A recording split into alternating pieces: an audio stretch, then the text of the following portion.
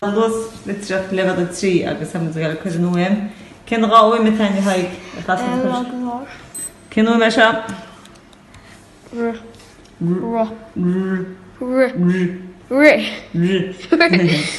Agus cén uaim seo Stefan?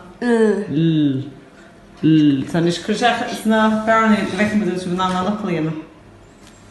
Cén focal sin Stefan? Brat. Wa.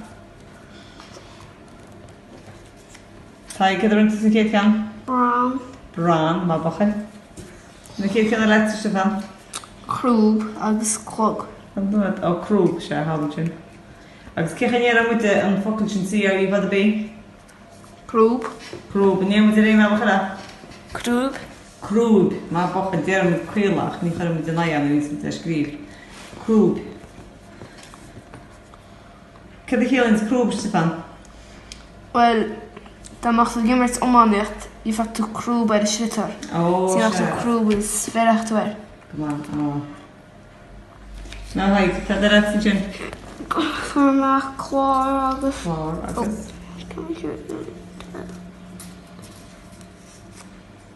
Agus plúr. Plúr, come on.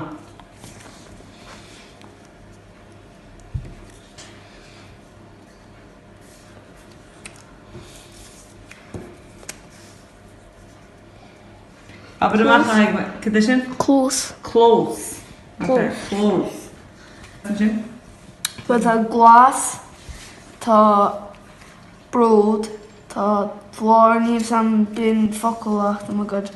So mar a bhfuil sa bhín focal trí ar nua méad an directú ún focal níos fearad. Drár. Bin focal? I sé. Se, di cínt, má focal.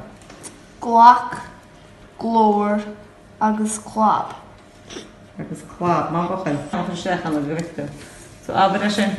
Crag. Crag? Eben, cén nua sin? Crag, sorry. Crog. Ní hí fhocal. Mas tú nach a? Na nín tú sa crog, Stefan? Cynál? Ie. Sin focal, se. Ceapan go gluisin gur chwm ma hana. Ie. Aber lugad ó, tá sin t-shirts cynni'r cheese. Brat, clog, frog, glór. Os cechan éir tún cáin? Frog. Ie, sin nach chan éir tú fuaimna, cechan éir muta? Frag. Breacadh, má focal.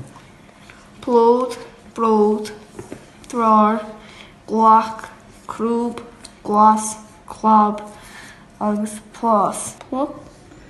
Plúr, ploc, ie, agus cechan éir muta focal sin ploc. Gada de chtíb de lechan an sin cyn gyrwyd with dir. Plucky. Aber? No, plucky. Sin níos múna canháin acab. Plugach. Ah, plug. Plic. A chol sin sin? Iarraidh tas a plic nó ploc Stefan? Plic.